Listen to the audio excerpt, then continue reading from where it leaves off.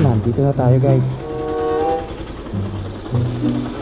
6:40, 6:41. Alas 7 usapan namin. So, ayan. Ito ang pinag-lens. Masarado pa. Bukas natin to.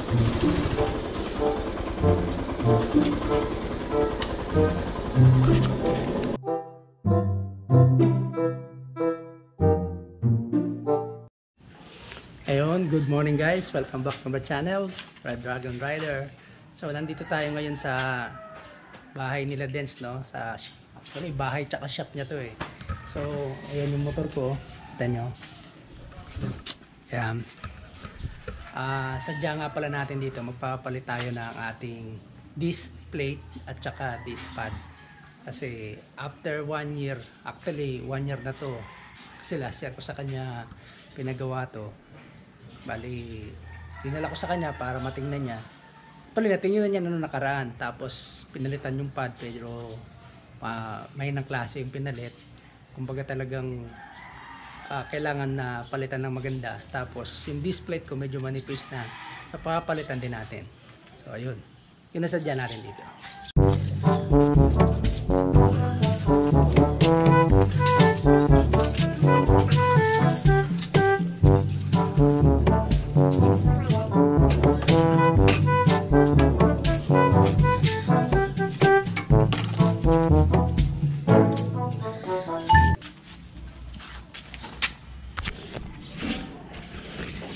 So ayan guys, sinanda na natin kasi gagawin yan, kakalisin yan dito para lumuwag. Tapos siyempre ibababa ng konti ito para madali yung pagbukas ng mga screw doon. Ito na guys, dumating na yung ninja. Baka pagkatuwaan nyo na naman ako eh. Saglit lang daw to. Orasan nga natin. Anong oras na ba? Grabe na. 7 5 to 7 guys. Tingnan natin kung gaano kabilis niya titirahin niya. Gayon. Sabi mabilis lang daw eh. Di malalaman.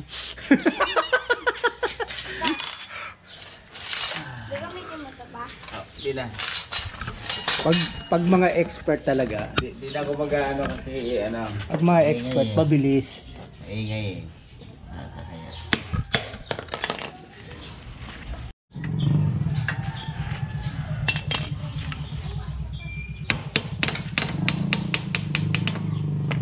So yan guys, tatanggalin muna yung axle bolt. Hindi mo kailangan hugutin lahat eh, no? Ito lang. Nandito lang sa side na to. Bababa lang naman to. Tapos, yan, ibababa na yung ating exhaust pipe. Bababay mo lang po. Para siyempre ano sa tornilyo. Bakit ano? Bakit? Full engine ka? Ha? Bakit nag-full engine ka? Ano nangyari? Wala lang. Kasi naman madali itong kalasin ha. Nasisira lang kasi. Nasisira lang nakita ko kasi, sabi ko tsaka kapalipat-lipat nagagasgas, sabi ko di baling magasgas na pagdaan at least nakakabit. Hindi, tsaka pag ganitong maulan talaga tsaka itong mga nagbebermas na saka ako kinakabit yan kasi malamig na panahon eh. Ganon? Pero siyempre hindi masyadong apektado yung makina dahil sa init. Tapos sinasalo nyo yung ibang putik. Kesa pumasok pa doon sa loob ng engine. Bakit naman sobrang aga mo? Tingnan mo to. Sabi mo agahan ko dahil meron ka pang naka-schedule. Ngayong inagahan ko, nagreklamo ka.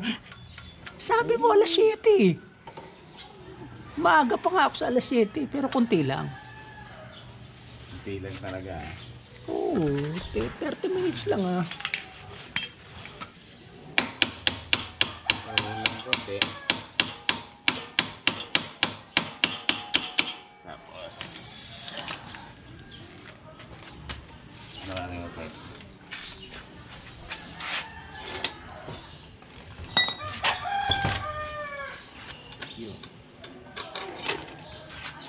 guys, Okay, alas na.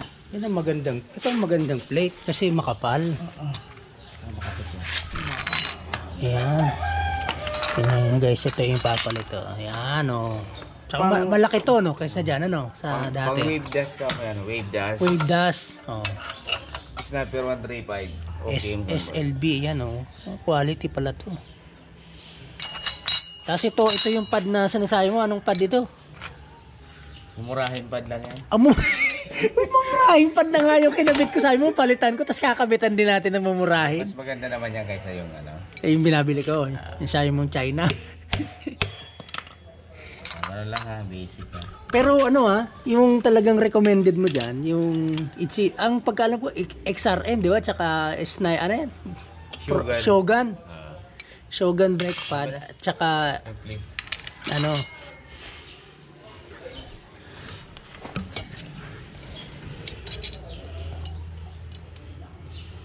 yun. Ito guys, tingnan nyo. Ay, anong gusto mo? Numipis na. Ganyang design pa rin o bagong design? Hindi, Ganito? yan ang gusto ko kasi makapal yan eh. Ganun. Tingnan mo. Ang tindi na rin pala ng nakayod oh. Halos kalahati rin oh. Panay-panay kaibang ka ba naman eh? Bagay, malalayo palagi yung biyahe ko. Hindi, tsaka pag mabigat ang motor, siyempre, mahirap renuhan eh. Eh, kita nyo naman nung ano ko, di ba? May top box, may side box. Tapos may angkas pa. O, aakyat ka ng bundok, bababa ka ng bundok. Panay kaibang ba? Online naman, kasi bawal ngayon eh. Pero bukas magtatagaytay kami eh. Tagaytay ulit?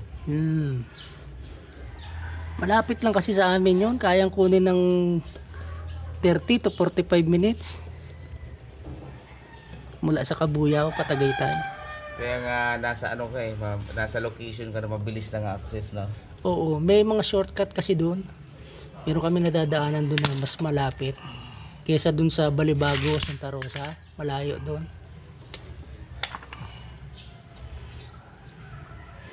Ayan, kamusta naman ang mga bearing ko? Medyo malapit na. Ha? Sa tingin mo? Palitan na natin. Palitan na natin. Nandito na tayo. Para after 1 year, saka uli ako babalik. Isang taon na. Tamang-tama isang taon. Isang taon na ba to? Oo. Palitan. September eh. Ganon? Oo, September yan. May date yan. Palit na yan. In-upload ko na nga yung ano niyan eh. 1 year ago eh. So ayun guys, bago pa man dumating doon sa punto na masira yung bearing natin, naramdaman niya na medyo maganit na. So papapalitan na rin natin guys. Para bumiyahe man tayo ngayon ng long ride o papuntang Bicol, eh ayos tayo. Safe na safe pa yung motor natin. After 1 years, ganyan ka. So yan Malinis pa rin. after 1 year guys, eto nakita nyo naman yung loob oh. Maayos na maayos pa. Yan. Linis. Pero Trabaho siyempre, pa rin. mas maayos pagka napalitan ng bearing kasi wala nang grasa eh. Medyo maganit na rin yan eh. Eh kung babiyahe tayo ng Bicol, baka doon pa tayo abutan. Kaya Patay na. samantalahin na natin yung oras na nandito tayo. Ayan. Kita nyo naman oh. Ha? Yan. Pag maaga ka, may libreng almusal. may pakape. Sure na walang ano. Ano bang sukat ng bearing yan? 6302 sa Plansab. 63 auto sa Sa Plansab ng Lance Hub. Plansab ng plate. Lance Hub ng plate 6302. Tapos meron pang isa. 622 inside mugs. Dalawa. 6202 Sa mugs. inside mugs. Yo. Dalawa yun. Maganda kasi na ano yan eh, nai-record natin kasi pag emergency sa daan, 'di ba? Alam mo ano. Sasabihin, ano bang bearing mo? Eh kung hindi mo pa natatanggal, hindi mo alam yung specs ng bearing, di ba? Kailangan tatanggalin mo pa para maipakita. Katulad ng memorize mo lang. Oo. So yun, ilalagay natin sa vlog yun para meron tayong reference pagdating ng oras. Kasi itong video sa YouTube, hindi na to nawawala eh. Basta may data ka, pwede mong i-access kagad eh. Ito yung mga conversion ng OPM. Basta maayos ang gawa, walang problema. Masablay ng hamay sa ano. Doon siya sumasablay. Hindi maayos, no? Eh, ang tanong dyan eh, paano mo malalaman kung maayos? Tingin mo. I-banking mo muna. Hindi marami talagang sablay nito. Ano yan? Hindi ba masisira yung ano yan? May impact yung tawag yan. Para lalong... Hindi nalulustrate.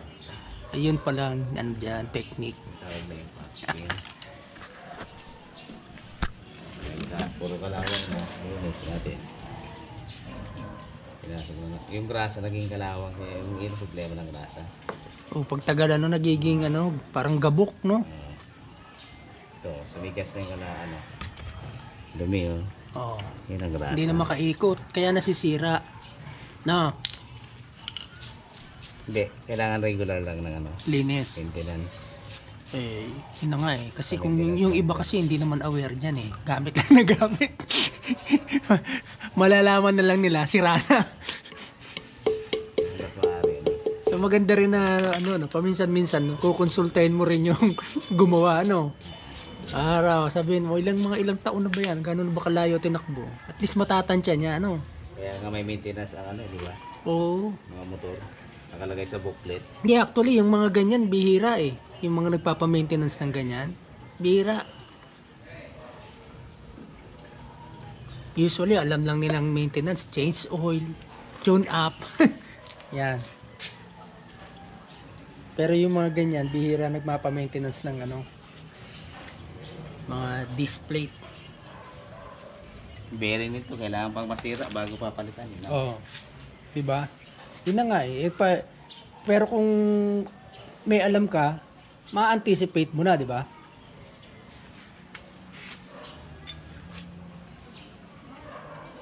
Diba? Reserve ka lang ng 604 na bearing. Bakit? Impis na yan ang mga kasi sa kalsada, yan ang nagkakaber yan. Yan ang madalas. Madalas. Ano yun, yung inside o yung flange hub? Flange hub ng sprocket. Okay. Kailangan lagi kayong may dala. Kahit hindi kayo kasi yun talaga number 1 madalas. Kasi hindi mo rin masabi kung kailan masisira, 'di ba? Minsan lalo baka lang ng malalim eh, biglang di ba? Madalas masira talaga. Yan ang napapansin ko. Minsan gabi pa naman bibira yan. Ayun, yun ang mahirap. Kung gabi ka masiraan, talagang masakit sa bangs. Kapal pa pero palitan natin. Palitan mo na, sabi mo mahinang klase oh. Diba? Makapal pa maano pa yung guhit malalim pa Ayan guys, dyan yung malalaman yan. Yung may mga pad kasi na may mga guhit, so malalaman nyo dyan kung malalim pa yung guhit, okay pa siya, goods pa siya. Pero depende rin kasi sa klase ng pad. May pad na pagtingin mo ganyan, okay pa, after 1 month burado na yung guhit. So, yung mga quality matagal, ayan, katulad to bago. Kita nyo yung mga guhit niya, malalim pa. Pero may mga pad na walang guhit, no? Meron. Bindex minsan meron. Para walang guhit. Oo. Yamaha nga, wala rin, alam ko eh. Ayan guys. Pag nagpatras ng piston, lagi yung tatandaan ha. Pag hindi kayo naglilinis, itong tandaan yung mga kapatid ha. Iwas sira ng piston ng caliper. Yung ng iba, nakakaranas na nag-i-stock up, dito lang yon. Kasi sa mga motorcycle shop, sa mga kapatid natin minsan, hindi nila ginagawa yung ganito. Kasi, siyempre madumi, paatrasin mo, papasok yung dumi sa loob. Diba? Pag pumasok yung dumi sa loob, di sira yung piston. Magagasgas. Ngayon, para hindi ka na maglinis, langisan mo yung piston na dalawa. Saka nyo paatrasin ha. Yan yung proper talaga, no? Oo, di ba? Yung iba, wala nga ganyan. Di ba yung parang clamp lang na ginaano? Hindi. Vice Kailangan grip. yung patrasin. Kita malambot pa ng piston ko. Oo. Oh, ngayon, yung dumi niya, ilalabas lang kasi may langis. Oh, kita mo, nilabas siya, di ba? Saan lumabas? Saan lumabas? Ayun na, ayun, Sa hindi gilid. siya pumasok sa loob. Oo. Kaya yung piston niya, di pa rin, di masisira, basta-basta. Mm. Kasi siyempre tayo, minsan nagmamadali. Nagmamadali magpalit, hindi na tayo naglilinis ng caliper, di ba? Oo. O yan, ganun ang gagawin nyo ha. Hindi, tsaka hindi naman talaga marunong. Katulad ko, hindi talaga ako marunong maglinis niyan. Ano. Tapos dito sa rubber na to, ilubricate nyo ng langis. Kasi pag grasa katagalan, napapansin ko tumitigas. Oo, nagiging putik. Oo. Hindi katulad ng langis lang. Natutuyo lang. Hindi natutuyo yan. Magkanan mas dyan. ano ang langis. Malambot lang siya. Tapos ito linisin nyo palagi. Kasi, Yan yung nagtutulak sa piston.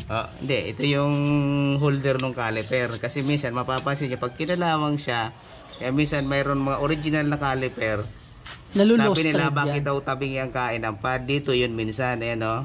Pag nagdudumi siya, kakalawangin siya, naiiwan. Imbis na paglabas ng pagtulak niya, naiiwan yung kabilang side, kaya tumatabingi. Oo.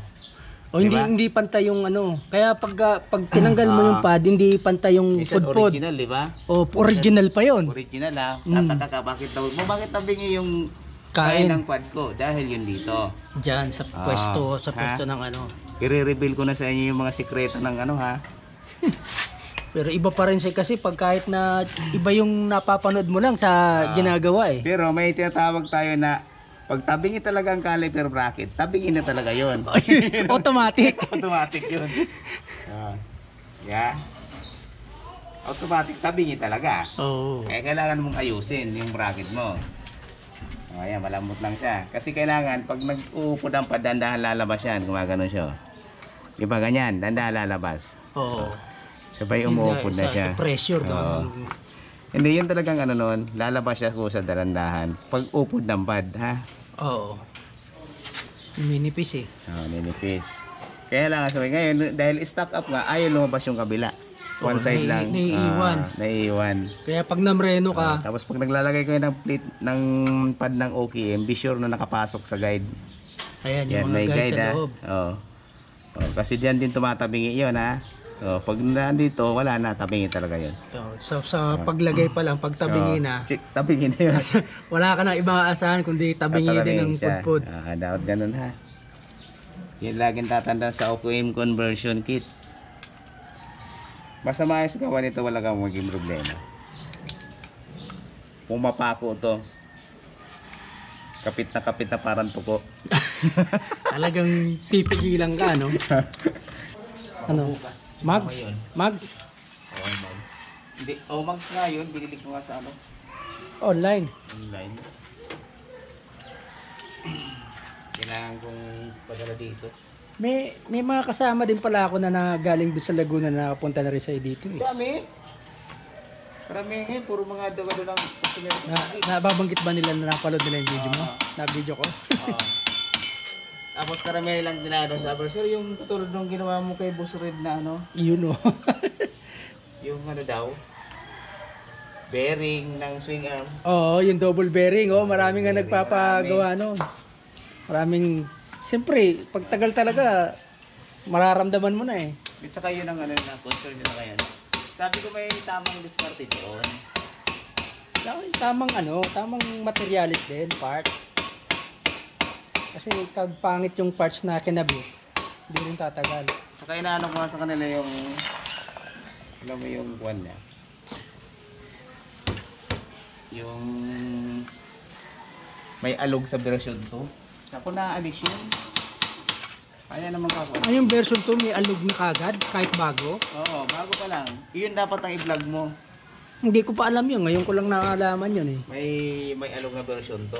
Iyon ang magandang i-vlog. Talagang kuha mo lahat ng views nun. Isasama na natin yan. Mababanggit na dito yan. Yung version 2 may alog, ang swing arm. Bagong bago ha. 2-3. Grabe 2-3 ano. yun. Kaya tataka ka, paran yun yung motor pero may alog. Pero sabi naman ni Hepe, kasi nga, ito palang motor na to, dito din lang ina-assemble sa Pilipinas. Pero dapat, Dapat Kaya sana. malamang sa pag-assembly lang yan, siguro. Kasi, Dapat, di ba dumarating dito yan, mga pera-peraso, parts by parts. pero dapat sana ang gawin, pag ano naman, ibig sabihin, pag mayroong reklamo, dapat aksyonan, di ba katulad ng gulong? Oo. Kasi yung madulas. Oh, hindi nila. Pero ang ginawa lang nila ata, ginawang tubeless eh. Kasi yung una hindi tubeless, yung version 1 hindi tubeless. Pero dapat pag may reklamo ka dapat yan na. Oh, Parang DTI. dapat ano, diba? dapat palitan na nila, no. Basin lang naman yung gulong. Marami namang gulong diyan na quality eh. Kaya nakakapagtaka, bakit hindi nila pinapalitan? Eh maaari kasi nakakontrata sila doon. Kasi kung nakakontrata sila doon, di paano nila papalitan? Pero safety ng tao yung pinag-uusapan. Mabibrid subcontract sila. Pero safety ng tao pa rin ang pinag-uusapan. Sabagay. Hindi yung paano na. Hindi, ang basa ko kasi doon sa gulong ng TBS, makapit din siya. Ang ano lang, kailangan mapudpud yung mga parang wax niya dyan sa una. Kasi medyo matigas yung yung surface ng TBS eh. Talagang ano talaga. Pero pagka napudpud na, makapit na rin eh. Kasi may mga nakikita ako sa daan na talagang nauupod nila yung TBS eh. Walang Walang pamili. Hindi, baka naman kasi Hindi kasi talaga karamihan na encounter ko talagang Pero sa totoo lang ako, nadulas na ako doon sa TBS. Walang yung takbo ko 20, nadulas ako. Okay. Sorry. Natapat ako sa may pintura sa daan, tapos maulan. Pag preno mo talagang baliktad ka eh. Oo, may angkas pa ako. Buti ang takbo namin, 20 lang. Kahit ako nga, munti ka na din. Buti medyo magaling ako, ninja ako. Oo nga, ninja ka nga pala. Kulang na lang yung ninjang motor. So yung guys, binabalik na ni Kuya Dens yung mga tinanggal niyan, tapos na napalitan, nalangisan at lahat. At kumonsumo lang kami ng Sabi mo, may 35 minutes. may extra pa kamo kasi. Oh, may extra pang ginawa. Kasi kung wala, baka mga 20 lang. 20 minutes lang. Kasi nag-start tayo 5 to 7 eh. May nagbumpa-bumba pa kamo ng... Oh, may nagpabumba pa lang. Sumabog tuloy. Napagkatuan tuloy. May nagpabumba kasi. May nagpabomba ng motor eh. Na-flat daw eh. Hindi naman Ang tayo binombahan ni Sir Dens. Tumutok pa.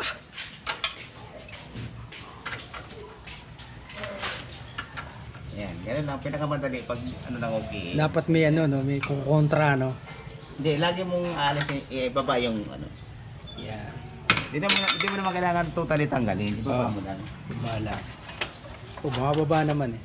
Para maluwag ang paggalaw. Tapos ang natin, okay pa naman Babawas yan. Silipin mo nga din yung yung front pad ko kung okay pa.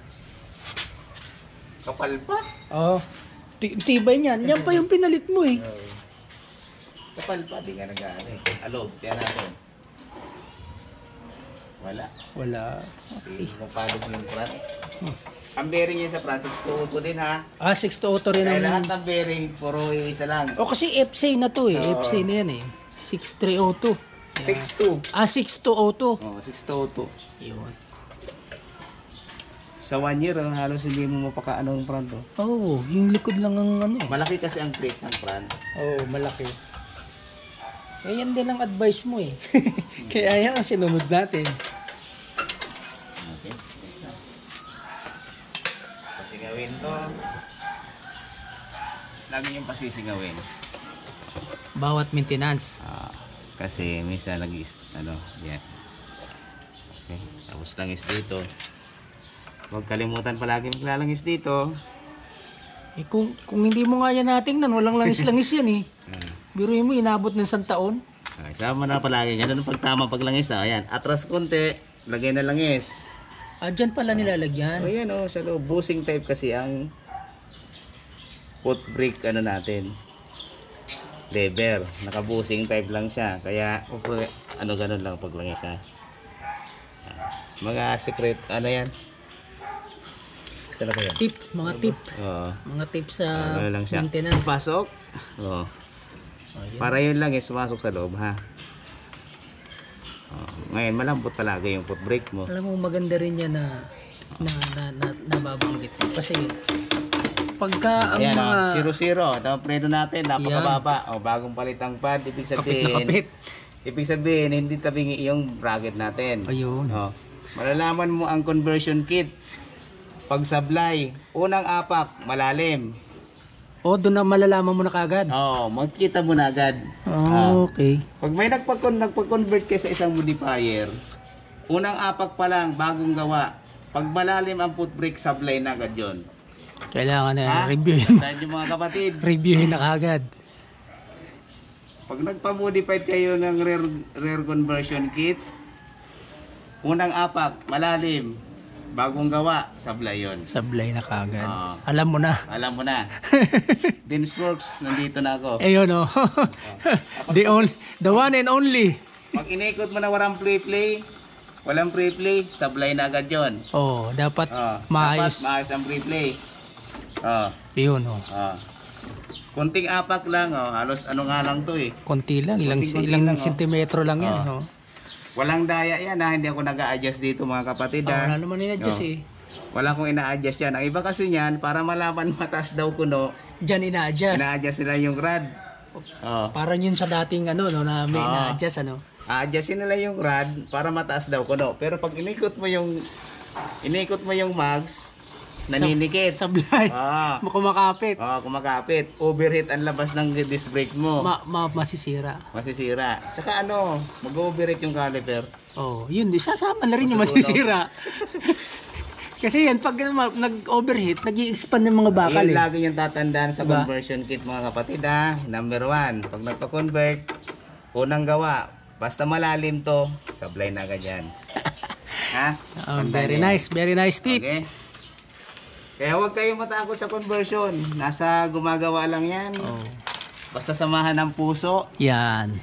Yung samahan ng Pag malasakit, ano? malasakit sa kapwa. Tsaka Yung kailangan, laging safety ang unahin. Hindi yung pagkatapos ng bayad, goodbye. balikan na lang pag nasira ulit. Huwag ganun. Tayo, gumagawa tayo para makatulong. Tapos, mahal natin yung pamilya ng ating ginawa. Kasi Siyempre, nakakataluyan. buhay din ng Buhay, katapat niyan eh, pagdating ng oras eh. Mahirap makadisgrasya. Oo. Okay na? Ayun. Mga tropa, maraming salamat nga pala sa panonood. Maraming salamat din kay Kuya Dens sa pag-maintain ng ating motor to. So, napakagandang bagay kasi na nasishare niya yung mga ganung. Saka ano ka mo? Alin? Mas maganda na nalaman nyo rin na yung conversion basta tama, safe, wala kayong maging aberya. Saka magkaroon tayo ng tinatawag na laging may warranty sa gawa. Pag medyo may sablay, tanggapin ulit natin ha sa mga kapwa ko modifier. Huwag nating dinedidma yung customer, kawawa naman sila. Oh, pagkatapos yung pagawa bayad, eh. Hindi na. Papansinin. Huwag ganun. Okay. So yun, isa pa sa maganda dito guys na nabibigyan tayo ng tip ni Kuya Den sa mga specs ng mga pinalit niya o yung mga ginamit na bearing. Tapos yung mga tips sa mga simpleng yung mga paglangis-langis. Kasi Caliper ka mo, importante. Unang-una, pag yung caliper. pag natutunan natin yun na mag-maintenance yung mga paglangis-langis yung mga parts na yun, bawas din sa trabaho nila eh. Di ba? Oo. Bawas din sa trabaho nila eh. Kumbaga, Okay lang na di kami kumita. Oh. Natin makatulong. kaya mahal ka namin Kuya Dens eh.